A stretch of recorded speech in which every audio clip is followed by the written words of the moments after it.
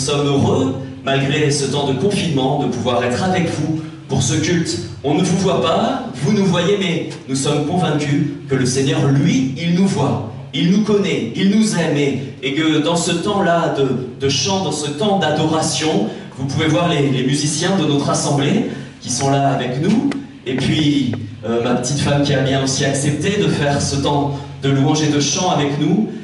Vous ne voyez pas, mais derrière il y a Léonie aussi pour la vidéo, et puis Frédéric qui se tient aussi pour la sono. Donc merci au Seigneur pour ce temps, parce qu'on a la possibilité, on a le droit de pouvoir se rassembler à quelques-uns pour faire et filmer et diffuser ce temps de culte.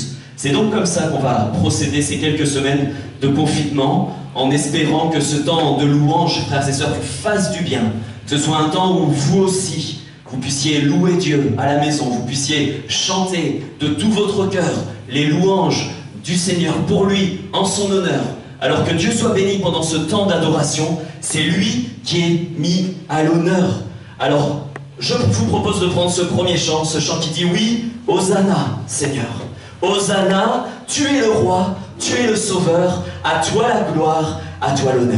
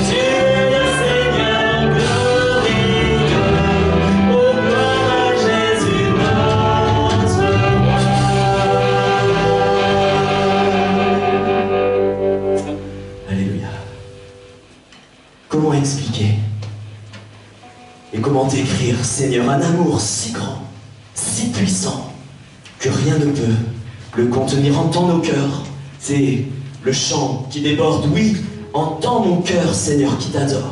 Entends mon esprit qui te loue. Entends ce chant d'amour. Parce que tu m'as racheté, je suis un de tes enfants. Tu nous as rachetés. Mon frère, ma sœur, adore Jésus. Adore-le. Et même si nos mots sont bien petits, même si notre vocabulaire est limité, adore ton Sauveur, ton Créateur. Que Jésus soit honoré de nos paroles, de nos cœurs qui débordent. Alléluia.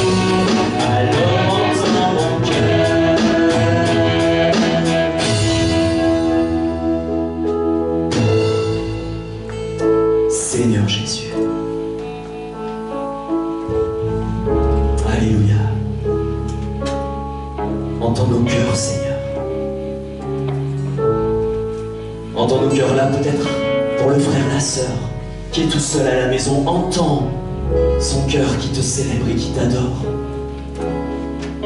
Merci de nous réjouir ce matin, de faire du bien.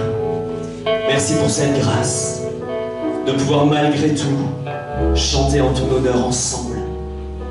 Entends nos cœurs, Jésus, entends nos cœurs qui te célèbrent et qui te louent. Alléluia. Comment expliquer? Comment expliquer? Et comment décrire un amour si grand, si puissant que rien ne peut le contenir?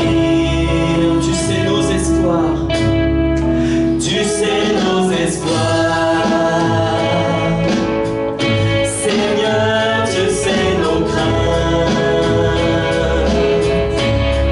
et nos mots sont bien trop petits pour dire tout l'amour que nous avons. Entends nos cœurs, alors entends nos cœurs, nos esprits qui te louent.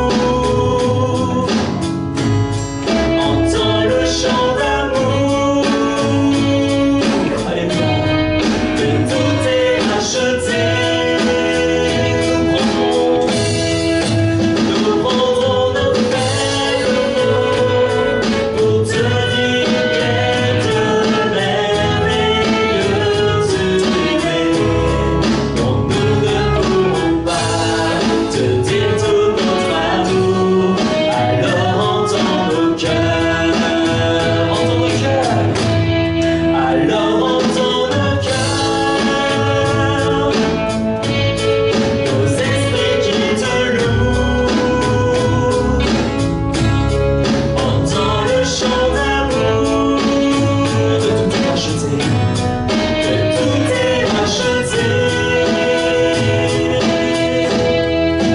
Nous prendrons nos faibles mots pour te dire quel Dieu merveilleux tu es. Nous ne pourrons pas te dire tout notre amour. Alors entends nos cœurs.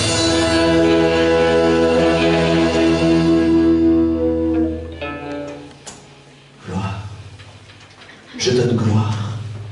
Je donne gloire à l'agneau, parce qu'il a été immolé pour que nos péchés soient effacés. Je veux te dire oui que je t'aime, mon Seigneur, mon Jésus, parce que tu as pourvu dans ton amour pour mon salut. Je donne gloire. Je pense que vous serez d'accord avec moi pour chanter de tout notre cœur. Je donne gloire, oui, gloire à l'agneau. Alléluia.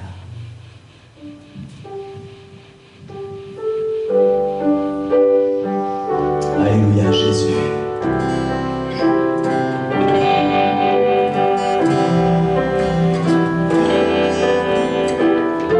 Je donne gloire. Je donne gloire. Gloire. Gloire à l'agneau. Je donne gloire.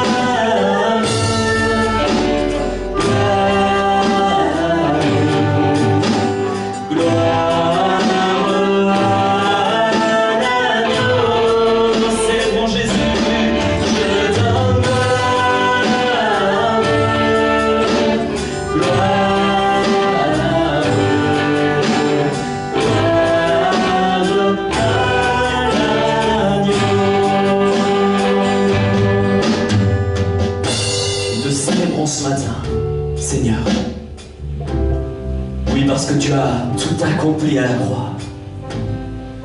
Tu as payé le prix, Jésus. Le prix de notre liberté. Tu as payé le prix de notre rachat. Ton sang, il a versé. Ton sang, il a coulé. Tu es ressuscité. Et nous avons la liberté de pouvoir t'adorer. Bénis mon frère. Bénis ma sœur. Fais grâce à ton peuple ce matin. Réjouis nos cœurs dans ta présence. Même si nous ne sommes pas les uns à côté des autres, tu nous unis par ton esprit. Sois loué, Jésus. Sois loué, Jésus. Gloire à toi. Gloire à toi. Merci pour tout ce que tu fais. Merci parce que c'est parfait dans nos vies. Nous voulons tout simplement te faire confiance. Te laisser agir. Au nom de Jésus, reçois notre louange, notre adoration.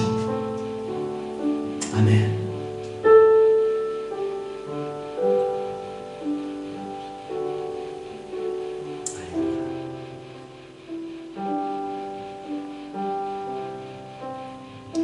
C'est un temps où tu peux adorer mon frère, ma sœur, ou avec les enfants à la maison. Pendant que l'INSEE continue quelques instants de jouer, loue le Seigneur, même avec ta famille, même si tu es tout seul, tu n'es pas tout seul. Le Saint-Esprit est avec toi. Loue Jésus, ton Sauveur, ton Seigneur parfait.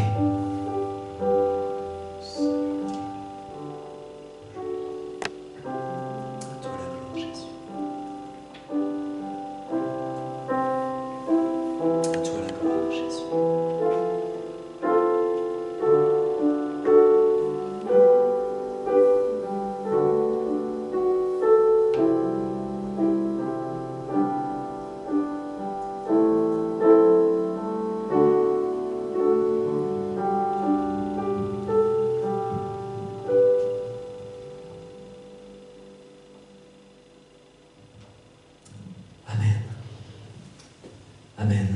Que le nom du Seigneur soit béni. Ça va être un temps maintenant où on va pouvoir ouvrir ensemble la parole de Dieu. Le Seigneur a déposé quelque chose sur mon cœur et qu'il puisse aussi être déposé sur vos cœurs, frères et sœurs. Que la parole soit toujours notre nourriture. Que Dieu nous bénisse ensemble.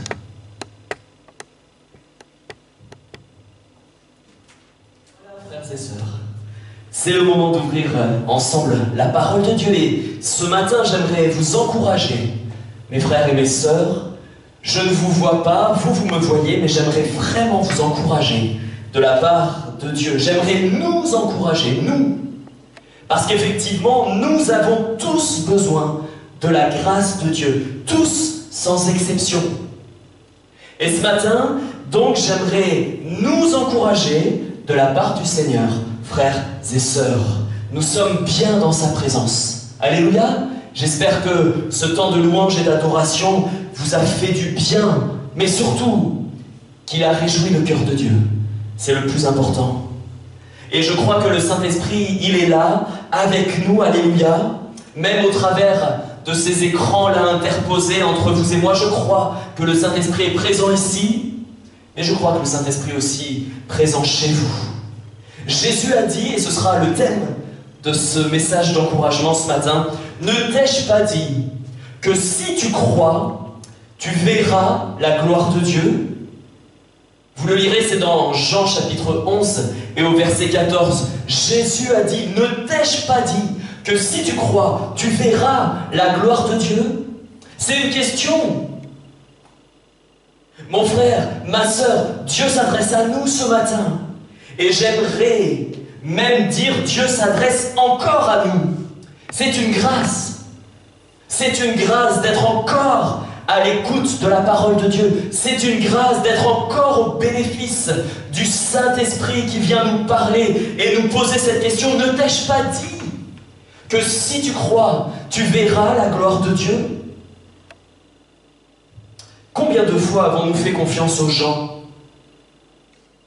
dans notre vie, à ce qu'ils disaient, et nous avons été trompés par certains? Ça ne nous est jamais arrivé? Combien de fois avons-nous fait confiance aux infos à la maison, à la télé, sur nos smartphones, nos téléphones, nos ordinateurs, sur Internet. Combien de fois avons-nous fait confiance aux infos et au final, pensant que c'était la vérité, soit ils ont exagéré, soit ils ont enlevé la vérité. Mais nous les écoutons encore. Combien de fois avons-nous fait confiance aux hommes politiques? Et alors que nous sommes en plein vote par rapport au président des États-Unis, combien de fois avez-vous fait confiance, frères et sœurs? Avons-nous fait confiance dans leurs discours pour qu'au final, ils ne tiennent pas leurs paroles? Combien de fois? Et pourtant, dans quelques années ou quelques mois maintenant, il y aura encore les élections présidentielles en France et nous écouterons encore leurs discours et nous aurons envie d'y croire, alors qu'on a été déçus et encore déçus. Et à chaque campagne électorale, on voudrait y croire. Maintenant, beaucoup disent, de toute manière, peu importe, ce qu'il dit, il ne le fera pas. Si c'est lui qui est élu, il ne fera pas. Si c'est l'autre qui est élu, c'est pareil. Frères et sœurs, ce sont des hommes. Combien de fois on a acheté tel ou tel produit, soi-disant miracle, parce qu'on l'a vu à la pub à la maison. Sur la télé, on a vu la pub, et au final, on l'a acheté et on s'est rendu compte qu'il n'était pas à la hauteur de ce qu'on nous avait dit. Et au final, on s'est rendu compte qu'il n'était pas à la hauteur de ce que nous attendions de ce produit-là, de cette machine, de ce jouet, de ce truc anti-rides. Et pourtant, il nous arrive encore de croire les publicités. Et pourtant, il nous arrive encore d'acheter. Et il nous arrive encore d'être déçus. Ça n'arrive qu'à moi? Léonie, toi qui filmes, ça n'arrive qu'à moi? Non. Et pourtant, il nous arrive si facilement de douter des paroles de Jésus. Alors que lui, il ne nous a jamais menti, nous le savons. Alors que le Seigneur, ce qu'il dit, frères et sœurs, il le fait, il l'accomplit. On sait qu'il ne veut que notre bonheur, on sait qu'il ne veut que notre bien, qu'il ne veut que notre épanouissement spirituel, moral, même physique. On sait que ses promesses, elles sont oui et amen. On sait que ce qu'il déclare, il l'accomplit aussi. Ces paroles, elles sont véritables. Ce n'est pas uniquement du vent, ce n'est pas uniquement quelque chose qu'il vend pour nous faire consommer. Et pourtant, il nous arrive si facilement parfois de nous inquiéter parce qu'on doute de ces paroles. Jésus te dit ce matin, mon frère, ma sœur, il te pose la question, ne t'ai-je pas dit que si tu crois, tu verras la gloire de Dieu? Ne te l'ai-je pas déjà dit? Ne te l'ai-je pas déjà affirmé? Ne t'ai-je pas déjà fait cette promesse? Et je pense que si on est honnête avec le Seigneur, on répondra tous oui, Seigneur. Tu me l'as déjà dit? Oui, Seigneur, quand j'ai douté, tu m'as encore dit, ne promène pas de regards inquiets, parce que je suis ton Dieu. Seigneur, oui, tu as déjà parlé à nos cœurs. Tu m'as déjà dit que mon cœur ne devait pas se troubler, que je devais croire en Dieu, que je devais croire en toi. Seigneur, ne t'ai-je pas dit que si tu crois, tu verras la gloire de Dieu? Mon frère, crois. Ma sœur, crois. Église de Cherbourg, crois au Seigneur Jésus et à ses paroles, parce que c'est oui et amen. Ces paroles sont sûres et certaines, elles sont véritables. Tu peux douter de la parole d'un homme, tu peux douter de la parole de ceci ou de cela, tu peux douter même de ton conjoint, de tes enfants. Il arrive parfois que nos enfants se fassent gronder ou punir à l'école. Qu'est-ce qu'ils vont faire, les enfants, en rentrant à la maison? Ils vont dire c'est pas leur faute. Vous allez voir les enseignants, je le sais, j'ai été enseignant, je sais très bien le discours des enfants. Vous allez voir les enseignants, la version est tout autre. On peut même douter de nos propres enfants.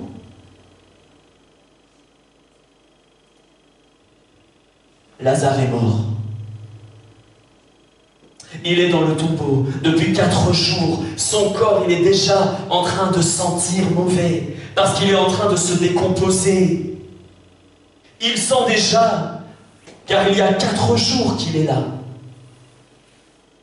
Lazare était malade, mais Jésus n'était pas là. Et maintenant qu'il est là, c'est trop tard pour Marthe et pour Marie, les sœurs du défunt. Pourtant, Jésus dit à Marthe, ton frère ressuscitera. Et Jésus demande qu'on ôte la pierre de la tombe. Mais Seigneur, a dit Marthe, mais Seigneur, il sent déjà, car il y a 4 jours qu'il est là. Tu n'y penses pas, Jésus. Ôtez la pierre, alors qu'il est mort depuis 4 jours maintenant. Et Jésus va lui répondre, ne t'ai-je pas dit que si tu crois, tu verras la gloire de Dieu? Marthe et Marie connaissaient bien le Seigneur Jésus. Elles l'ont reçu chez elles. Elles ont été au bénéfice de ses enseignements. Elles l'ont suivi, elles l'ont écouté. Vous savez, c'est cette Marie qui a aussi répandu sur le Seigneur un parfum de grand prix, parce qu'elle avait entendu Jésus parler de sa mort et de sa résurrection, et qu'elle n'avait pas fait uniquement entendre, mais elle l'avait saisi par la foi, croyant que si Jésus le disait, c'est ce qui allait se passer. Par conséquent, ce jour où elle est venue répandre sur lui ce parfum de grand prix, alors que tout le monde se scandalise, Jésus reprend les autres en disant, mais vous savez, en répandant ce parfum sur mon corps, elle l'a fait pour ma sépulture. Les disciples n'avaient pas saisi lorsque Jésus parlait de sa mort et de sa résurrection. Marie, elle, avait saisi. Et elle a agi en conséquence. Marie croyait les paroles de Jésus. Elle avait foi dans les paroles de Jésus, au point de saisir ces paroles sur sa mort et sur sa résurrection. Et elle a agi en conséquence. Mais là, face à la mort de son frère, Marie est troublée. Seigneur, si tu avais été ici, mon frère ne serait pas mort. Marie a foi en Jésus. On ne peut pas lui dire qu'elle n'a pas foi. Elle a agi en fonction de sa foi. Elle sait qu'il est le Christ. Elle sait qu'il est le Sauveur. Elle sait qu'il est le Seigneur. Elle sait qu'il est le Tout-Puissant. Mais là, à cet instant précis, dans sa situation, dans sa douleur, son cœur est troublé, son cœur est envahi de doutes, ses pensées sont confuses. Pourtant, elle a la foi. Vous savez, exactement comme Pierre, lorsqu'il a marché sur l'eau. Il a la foi, Pierre.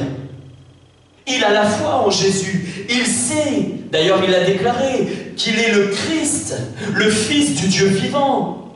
Pierre, il a la foi puisqu'il a osé sortir de la barque et rejoindre Jésus sur l'eau. Pierre a la foi.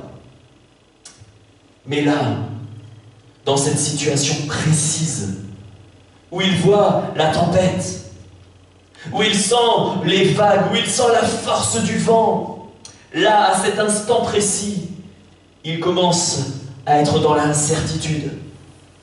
Là où sa vie commence à être ballottée par les flots de droite et de gauche, malmenée, le trouble est en train d'envahir ses pensées. Et il est en train de douter dans son cœur, au point qu'il est en train de couler. Il est en train de s'enfoncer. Non pas que Jésus n'est pas là, mais il est en train de douter dans son cœur et dans ses pensées. Et Jésus va lui dire, une fois qu'il va lui avoir tendu la main et l'avoir mis sur le bateau en sécurité, « Homme de peu de foi, pourquoi as-tu douté ?» Ça veut bien dire que Pierre était en train de s'enfoncer à cause du doute. Alors certains me diront, oui mais il faut voir aussi dans quelle situation il était, c'est vrai. Mais si Jésus dit cela, homme de peu de foi, pourquoi as-tu douté? Ça veut dire que s'il avait continué à fixer Jésus, il aurait pu continuer à marcher sur l'eau. Ne t'ai-je pas dit, mon frère, mon enfant, dira Jésus, ne t'ai-je pas dit que si tu crois, tu verras la gloire de Dieu. Parfois on prie pour que vite, vite, le Seigneur nous mette sur la barque, alors que la foi c'est continuer à marcher sur les eaux, au milieu de la tempête, au milieu de la maladie, dans l'incertitude, dans le trouble extérieur, mais de continuer à marcher confiant, sans douter, parce que Jésus a promis qu'il serait à mes côtés tous les jours, jusqu'à la fin du monde. Mon fils, ma fille, pourquoi es-tu en train de douter? Pourquoi laisses-tu les événements de ce monde troubler ton cœur et tes pensées? Pourquoi laisses-tu les informations envahir ton cœur et ton esprit? Pourquoi laisses-tu l'incertitude du lendemain te faire couler alors que Jésus te tient par la main sur le chemin qui mène à l'éternité? Ne t'ai-je pas dit que si tu crois, tu verras la gloire de Dieu? Dans cette situation précise, et alors que moi je suis ici et que vous, frères et sœurs, vous êtes chez vous, je ne sais pas à quoi vous pensez, je ne sais pas ce que vous traversez, mais je sais une chose, c'est que si tu fais confiance à Jésus, tu vas marcher pendant ce temps troublé, le cœur en paix, en sécurité. N'aie pas peur pour ton argent, n'aie pas peur pour ton avenir, n'aie pas peur pour tes enfants. Jésus s'occupe de toi. Jésus s'occupe de ton foyer. Oui, le Seigneur te l'a déjà dit. Alors crois-le. Le Seigneur t'a dit de ne plus douter, de lui faire confiance. Alors sois tranquille, mon frère, ma sœur. Tu es en sécurité avec Jésus. J'aimerais lire ce passage avec vous dans Ésaïe 49.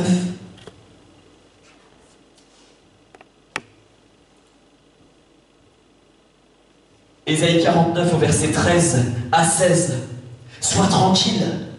Tu es en sécurité. Regardez ce que nous lisons. C'est ce qu'on a partagé avec les frères et les sœurs qui étaient là mardi, lors de notre réunion de prière sur Internet, sur Zoom. Ésaïe 49, versets 13 à 16. Cieux, réjouissez-vous. Terre, sois dans l'allégresse. Montagne, éclatez en cris de joie. Car l'Éternel console son peuple.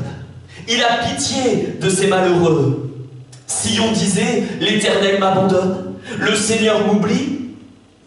Une femme oublie-t-elle l'enfant qu'elle allait? N'a-t-elle pas pitié du fruit de ses entrailles? Quand elle l'oublierait, moi, a dit l'Éternel, je ne t'oublie pas. Voici, je t'ai gravé sur mes mains. Amen. Et le Seigneur est en train de nous rappeler cette parole ce matin. Je t'ai gravé sur mes mains. Réjouis-toi, mon frère. Réjouis-toi, ma sœur. Sois dans l'allégresse. Éclate en cris de joie. N'attends pas la fin du confinement pour enfin te réjouir.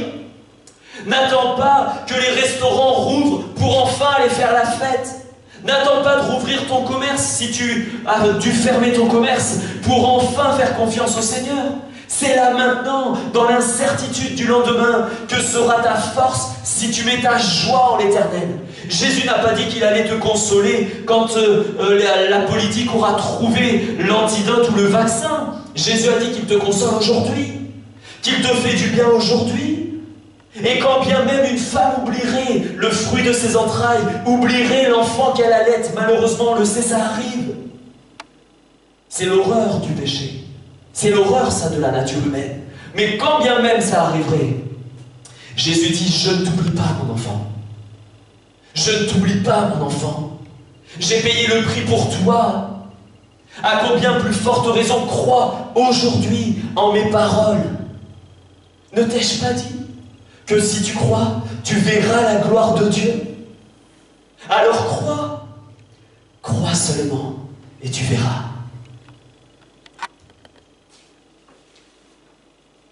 Malgré leur foi en Jésus, Marthe et Marie ont vu la mort de leur frère.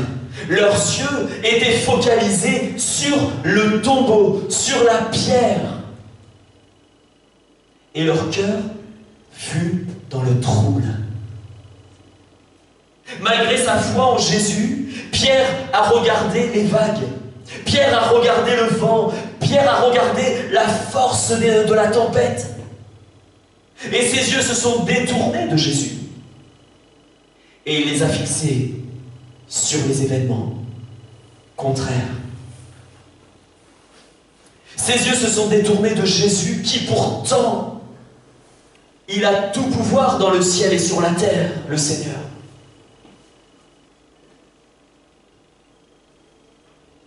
Pierre a commencé à douter lorsqu'il a regardé la tempête. Les femmes ont douté, Marthe et Marie, parce qu'elles ont regardé la mort, la tombe, la pierre qui fermait le sépulcre. Mon frère, ma sœur, face à Goliath, le peuple d'Israël, il était terrorisé. Vous le lirez dans 1 Samuel 17. Pourtant, l'armée d'Israël avait déjà remporté de nombreuses victoires avec l'aide de Dieu. Ils ont pris en possession le pays de Canaan et pour cela, il a bien fallu qu'ils remportent des victoires sur les armées ennemies. Mais là, leurs yeux sont focalisés, non pas comme ça, mais ils voient la taille du géant.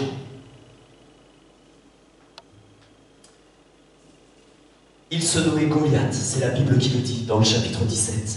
Il se nommait Goliath. Il mesurait 3 mètres. Près de 3 mètres. Il avait un casque d'airain. Il portait une cuirasse en écaille, aussi faite d'airain, pesant presque 60 kilos. C'est la Bible qui nous dit ça. Et si c'est si bien détaillé, c'est parce que c'est exactement ça que le peuple était en train de regarder. Il avait aux jambes une armure d'airain. Il avait un javelot d'airain entre les épaules, là en bandoulière. Il avait aussi une lance dont le bois était aussi gros que le cylindre d'un métier à tisser et dont la pointe de fer pesait plus de 7 kilos. Et le peuple regarde que ça. Goliath, sa taille, l'adversaire trop grand, avec des armes impossibles à battre, et l'armée d'Israël, qui a pourtant ses plus vaillants hommes de combat, ils étaient là apeurés, ils étaient là terrorisés, ils étaient empêchés de mener le combat. Ils étaient empêchés d'avancer d'un moindre centimètre lorsqu'ils regardaient la stature de Goliath. Et vous le savez, cette peur les a empêchés de mener le combat. Cette peur les a empêchés d'être victorieux, d'avoir la victoire. Cette peur les a paralysés. Ils n'ont pas combattu. Par conséquent, ils n'ont remporté aucune victoire. Mais David, ce petit gringalet, ce petit berger, qui avait une foi intacte dans le Dieu de l'armée d'Israël, ce petit David, je dis ce petit David parce que face à Goliath, mais devant Dieu, ce n'était pas un petit homme. Il est venu, non pas parce qu'il était très grand et très costaud, non. Il est venu se présenter devant Goliath, non pas avec les armes identiques que les siennes. Non. Non pas avec une armure des plus redoutables. Non plus. Non pas avec une taille égalant celle de Goliath. Non. Il est venu avec le nom de l'Éternel des armées. Verset 45 du chapitre 17. David dit à Goliath, « Tu marches contre moi avec l'épée, la lance et le javelot ? Eh bien moi, je marche contre toi au nom de l'Éternel des armées, du Dieu de l'armée d'Israël que tu as insulté. » Amen. David a tué Goliath, vous le savez, avec une fronde et une pierre. Il a remporté la victoire. Pourquoi ? Alors que toute l'armée d'Israël n'a pas pu avancer. Eh bien, il a remporté la victoire. Parce que ses yeux n'étaient pas fixés sur Goliath. Ses yeux n'étaient pas fixés sur sa taille. Ses yeux n'étaient pas fixés sur tous les accessoires qu'il avait. Ses yeux étaient fixés sur l'Éternel. Celui qui est capable de donner la victoire même si celui face à nous nous paraît encore plus dangereux que nous-mêmes. Il n'a pas combattu avec les mêmes armes que l'ennemi, mon frère, ma sœur. Ne combats pas avec les mêmes armes que le monde. Tu n'obtiendras aucune victoire. Combat avec les armes de l'esprit. La bataille, c'est à genoux dans ta chambre que tu la remporteras. Fixe tes yeux non plus sur l'adversité qui va t'apeurer. Fixe les yeux sur celui qui te donne la victoire sur l'adversité. Fixe tes yeux sur celui qui a remporté la victoire sur la croix de Golgotha. Fixe les yeux sur celui, et c'est Jésus qui a remporté la victoire face à la mort, sur l'ennemi de nos âmes, sur nos péchés, sur notre nature charnelle pécheresse. Sur quoi tes yeux sont-ils fixés ce matin? Mon frère, sur quoi tes yeux sont-ils fixés? Ma sœur, sur quoi tes yeux sont-ils fixés? Regardes-tu la pierre devant la tombe? Ou regardes-tu celui qui est capable d'enlever la pierre et de rendre la vie à ce qui est mort, sec, à celui qui est capable de ressusciter un cœur? Regardes-tu la tempête qui est violente au point que tu t'enfonces dans ton cœur, dans tes pensées? Ou regardes-tu à Jésus, celui qui est le seul capable de te faire marcher sur les eaux malgré les vents contraires? Regardes-tu Jésus, celui qui est le seul capable de te faire remonter vivant de la fosse aux lions? Il est le seul capable de te faire atteindre l'autre bord, malgré la tempête.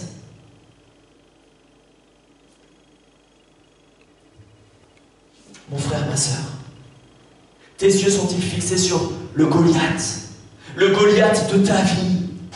Celui-là qui est en train de rugir, qui te fait peur, qui te paralyse, qui t'empêche d'avancer le moindre centimètre dans ta vie? Ou tes yeux sont-ils fixés sur l'Éternel des armées? Celui qui te donne la victoire, sur ton Créateur, sur le Créateur du ciel et de la terre, sur celui qui nous donne la victoire par Jésus, sur celui qui est capable de disposer favorablement même tes ennemis. Ne te trompe pas de cible. Fixe tes yeux sur Jésus. Fixe tes yeux sur Jésus, mon frère, ma sœur. Fais-lui confiance. Psaume 44, verset 5 à 8. Voici ce que nous lisons ensemble. Avec toi, avec le Seigneur, nous renversons nos ennemis. Avec ton nom, nous écrasons nos adversaires. Car ce n'est pas mon arc, ce n'est pas en mon arc que je me confie, ce n'est pas mon épée qui me sauvera, ce n'est pas la CAF qui te sauvera, mon frère, ma sœur. C'est pas les aides de l'État, merci Seigneur pour les aides de l'État. Mais ta confiance, elle doit être en Jésus, parce que c'est lui qui te sauvera. Et il utilisera ce qu'il veut pour te sauver, pour venir à ton secours, pour t'aider. L'or et l'argent lui appartiennent. Si c'est ce qui t'inquiète, fais-lui confiance. Dépose tes fardeaux. Ne crois pas qu'il t'a oublié. L'or et l'argent lui appartiennent. Et au moment opportun, au moment choisi de Dieu, au moment voulu, il n'arrivera pas en retard. Il te donnera ce dont tu as besoin. C'est toi qui nous délivres de nos ennemis. C'est toi qui confonds ceux qui nous haïssent. Alléluia. Nous nous glorifions en Dieu chaque jour et nous célébrerons à jamais ton nom. Sur quoi tes yeux sont-ils fixés ce matin? Je prie pour que ce soit sur Jésus. Parce que c'est le nom qui sauve. C'est le nom qui libère. C'est le nom qui nourrit. C'est le nom qui nous fait sortir de prison, de nos carcans. Jésus a dit qu'il était venu libérer, qu'il était venu ouvrir les prisons pour donner la vraie liberté. Et je crois que parfois, à cause du trouble, à cause du doute, nos cœurs et nos esprits, nos pensées sont comme emprisonnés. Jésus est celui qui fait tomber les chaînes ce matin. Jésus est celui qui ouvre la porte de la prison ce matin par la foi. Qui t'affranchit, qui te rend libre. Ne t'ai-je pas dit, ne te l'ai-je pas déjà dit, que si tu crois, tu verras la gloire de Dieu dans cette situation? Oh, pour l'instant, ça sent mauvais pour toi, c'est vrai, mais Dieu n'a pas dit son dernier mot. Jésus a fait ouvrir la pierre, a fait rouler la pierre, et il a ressuscité Lazare. Les disciples d'Emmaüs, vous connaissez ce passage? Les disciples d'Emmaüs, ils avaient les yeux fixés sur Jésus crucifié. Jésus mort, mis dans un tombeau. Et là, ils sont sur le chemin d'Emmaüs et leur cœur est tout triste, leur cœur est troublé. Alors que pourtant, la croix, le tombeau est vide. Ça fait 3 jours. Et Jésus est ressuscité. Et c'est là que Jésus les rencontre. Et quand enfin, ils ont détourné leurs yeux de leur tristesse, quand enfin, ils ont détourné leurs yeux de leur peine, de leur trouble, de leur doute, et qu'ils ont regardé enfin Jésus qui était à côté d'eux, qui s'est mis à rompre le pain, leur cœur a changé, leur esprit a changé. Ils sont passés du trouble, de la tristesse, à la joie. Et ils se sont mis à courir pour avertir les autres disciples. Mon frère, tant que tu regarderas ce qui est mort, ce qui paraît mort dans ta vie, ce qui paraît mort dans ton foyer, ce qui paraît mort dans ta situation, tant que tes yeux seront fixés sur ça, tu seras empêché de reconnaître que Jésus est en train de faire une œuvre glorieuse dans ta vie. Détourne tes yeux de la difficulté. Ce n'est pas qu'elle n'existe pas, bien sûr qu'elle existe. On ne te demande pas de faire comme si elle n'était pas là. C'est toi qui l'as subie. Mais Jésus veut te donner la victoire ce matin. Détourne tes yeux de la difficulté. Détourne tes yeux de ce qui t'empêche d'avancer spirituellement. Détourne tes yeux de ce qui t'empêche d'être épanoui. Détourne tes yeux de la douleur physique qui t'empêche de lever les yeux vers Jésus. Et enfin, regarde Christ.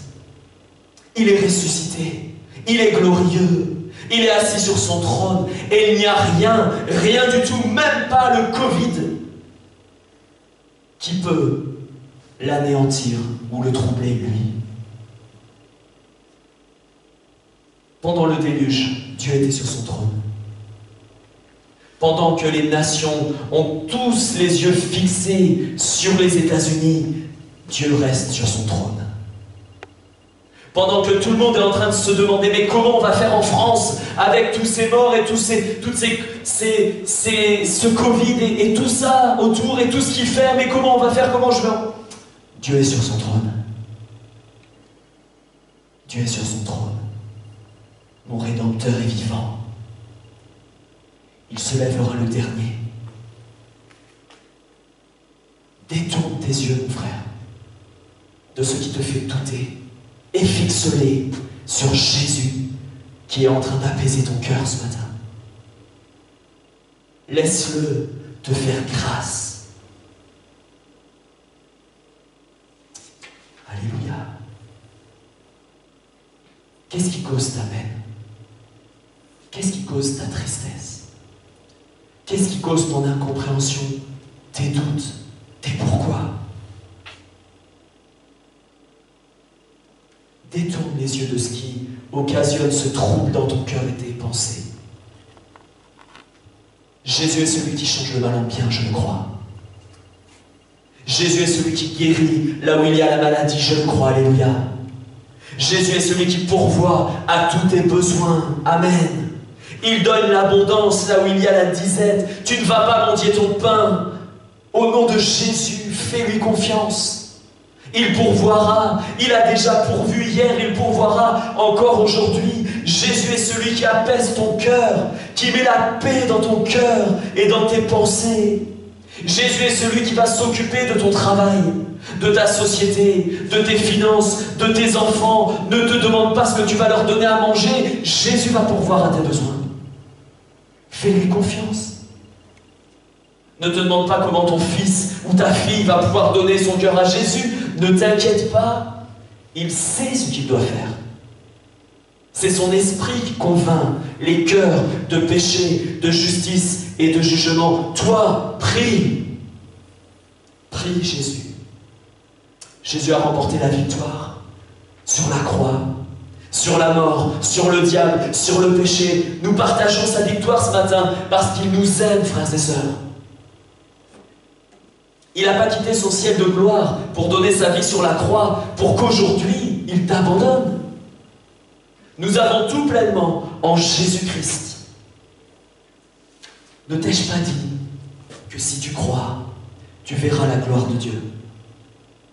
Expose au Seigneur ce matin. Si tu es tout seul, expose à haute voix.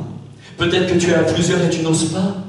Dans ton cœur, expose tes fardeaux, ta souffrance, ton incompréhension, ton trouble, tes inquiétudes, tes angoisses.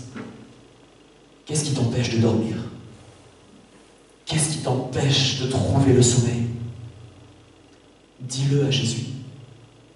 Dis-le lui ce matin. Et sois libéré. Sois affranchi.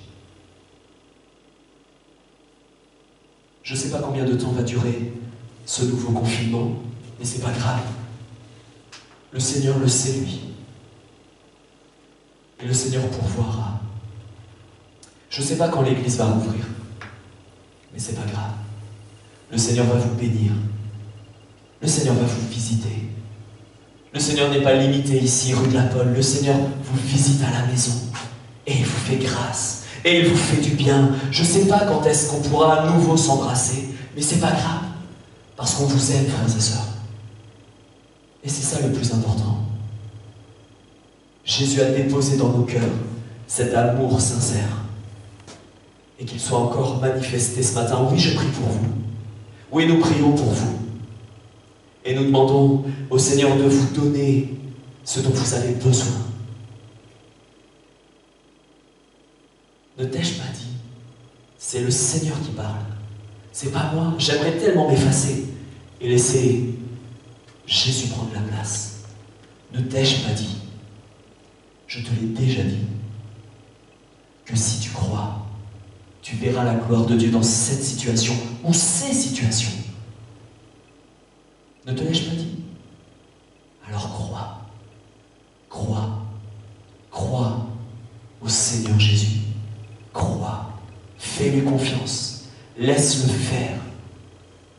Occupe-toi de ses affaires. Occupe-toi de son royaume. Occupe-toi de la justice de Dieu. Occupe-toi du salut du plus grand nombre. Occupe-toi de le prier, de le chercher. Occupe-toi de vouloir être en intimité avec lui. Et il déversera sur toi le Saint-Esprit promis. Occupe-toi de lui. Et il s'occupera de toi. Amen. On va prier ensemble. Seigneur, je te prie pour mes frères, pour mes sœurs, qui sont là en train de regarder maintenant cette vidéo. Peut-être qu'il est tout seul, elle est toute seule à la maison. Peut-être qu'elle est en famille avec ses enfants. Peu importe. Peut-être que c'est même des personnes au loin qui n'appartiennent même pas à l'église locale de Cherbourg, mais qui appartiennent à l'église de Jésus-Christ. Je te prie pour eux. Je te prie pour elles. Je te prie pour nous, Jésus, afin que tu visites ton peuple. Dans ces temps troublés, dans ces temps, Seigneur, tu l'as dit que dans les derniers temps, les jours seront difficiles et nous y sommes. Comme tu as prié pour Pierre, afin que sa foi ne défaille pas. Je te prie, parce que je sais que tu intercèdes pour nous, tu intercèdes pour ton peuple. Je te prie, Jésus, oui, que notre foi ne défaille pas dans ces temps troublés, mais qu'au contraire, nous puissions plus qu'hier, lever nos yeux vers toi, te faire confiance, te laisser agir. Mets la paix là où il y avait le trouble, mets le calme là où il y avait la tempête. Seigneur, je te prie pour ma sœur, mon frère, qui n'arrive plus à dormir la nuit. Je te prie que le sommeil de cette nuit soit réparateur dès aujourd'hui, au nom de Jésus-Christ. Alléluia. Tu connais nos affaires, tu connais nos travails, tu connais ceux qui financièrement vont pâtir de cette crise. Seigneur, je crois que tu t'occupes de tes enfants. Je n'ai aucun doute, parce que ce n'est pas un politique qui me l'a dit. C'est pas la pub ou les journaux, c'est pas le journal télévisé. C'est toi qui l'as dit dans ta parole. Alors je crois que tu n'abandonnes pas tes enfants. Que ceux qui se confient en toi, ils vont te voir à l'œuvre. Tu nous as dit que si nous croyons, alors nous verrions la gloire de Dieu. Jésus, je te prie que l'on puisse croire, croire de tout notre cœur, que tu t'occupes de tes enfants. Visite ton peuple. Déverse le Saint-Esprit. Baptise du Saint-Esprit. Accorde la guérison, Jésus. Fais du bien à tes enfants. Que nous ayons la joie d'entendre nos enfants se convertir, même pendant le confinement. Alléluia. Au nom de Jésus, tu entends la prière secrète maintenant et tu l'exauces. Amen.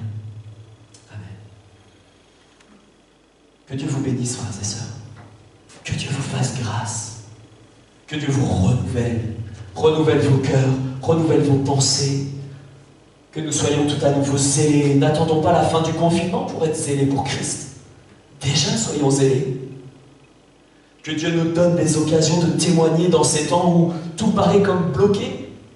Mais je sais que Dieu est créatif, puisqu'il est notre créateur. Il a tout créé. Alors je crois qu'il nous donnera aussi la créativité nécessaire, les occasions nécessaires pour parler de lui, parler de notre foi. Le plus important, c'est pas nous, c'est Jésus. Que Dieu vous fasse du bien. Que Dieu vous fasse du bien. À bientôt, frères et sœurs.